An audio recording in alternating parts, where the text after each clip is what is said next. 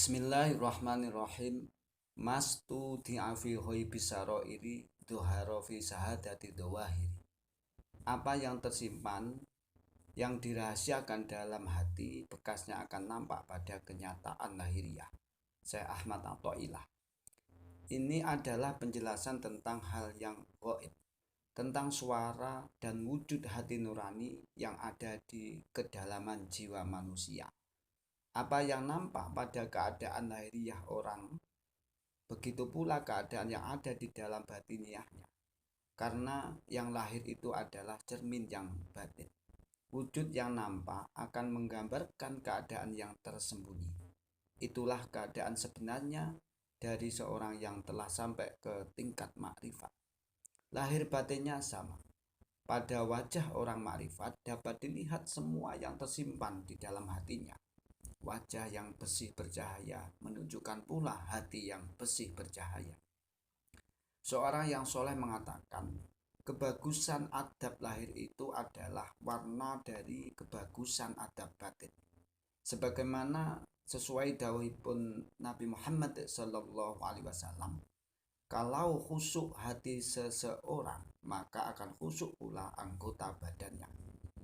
Tapi tidak selalu keadaan lahiriah itu baik dalam kenyataannya. Sifat manusia secara umum ada yang baik dan ada pula yang buruk. Gambaran lahiriah yang nampak seperti sudah dikatakan sama dengan batinnya. Sehingga boleh dikatakan apabila ditemukan sifat-sifat jelek secara lahiriah, demikian pula keadaan batiniahnya. Contoh pada orang-orang yang munafik. Yang jelek adalah cerminan dari hati mereka yang jelek pula. Batin yang menyimpan yang jelek, ingkar dan nifak, maka sifat itu akan nampak dalam bentuk lahiriah berupa tindakan kasar. Tidak memelihara ketenangan, mengkhianati teman seiring, menggunting dalam lipatan, menunjukkan wajah masam dan bersungut-sungut, dan perilaku jelek yang dapat dilihat oleh mata kepala manusia. Syekh Abu Thalib Al-Makki menggambarkan sifat orang-orang munafik diantaranya apabila disebut keesaan Allah di depan mereka, maka hati mereka panas mendidih. Apabila di depan mereka disebut tentang berhala-berhala, hati mereka bersorak senang. Allah SWT berfirman dalam Al-Quran, apabila disebut nama Allah menjadi marahlah hati orang-orang yang tidak beriman kepada hari akhir. Tetapi jika yang disebut berhala selain Allah, hati mereka menjadi gembira ria. Dalam ayat 12 surat Al-Mu'min diterangkan, jika Allah yang tunggal disampaikan kepada kamu, tentu kamu ingkari. Tetapi jika disampaikan kepada kamu persekutuan kepada Allah, kamu pasti percaya. Ini semua adalah sifat-sifat orang yang kafir yang selalu ditunjukkan dalam bentuk lahiriah. Gambaran ini sudah menunjukkan sifat batin orang-orang yang musyrik itu sejak dulu hingga sekarang. Demikian juga orang-orang munafikin dan orang-orang yang dolim. Apa yang mereka pamerkan dalam kenyataannya sudah menunjukkan keadaan hati mereka yang sedang sakit. Akan tetapi tidak selalu tingkah laku lahir itu sesuai dengan batinnya dalam pengertian pergaulan.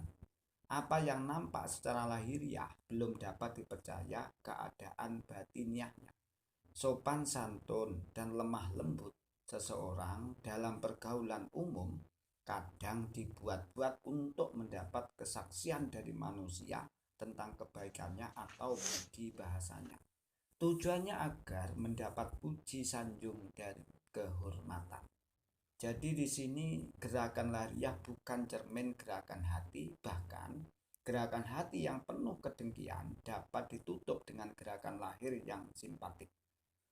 Perbuatan orang-orang munafik dan zalim pada umumnya seperti itu. Berlainan halnya dengan orang-orang yang soleh, yang arif budiman. Setiap gerakan dan perilaku lahiriah selalu sesuai dengan batinnya. Apa yang dilakukan dan digerakkan oleh wajah, tangan, pembicaraan, semua gerak dan diamnya telah menunjukkan hati nurani atau batinnya. Selain itu, orang mukmin yang soleh, yang bijaksana selalu dalam penjagaan Allah karena kebagusan amal ibadah serta takarubnya kepadanya. Oleh karena itu, lahir batinnya terjaga dan memberi keamanan bagi dirinya dan ketentraman bagi sesama manusia yang bergaul dengannya. Wallahu a'lam bishawab.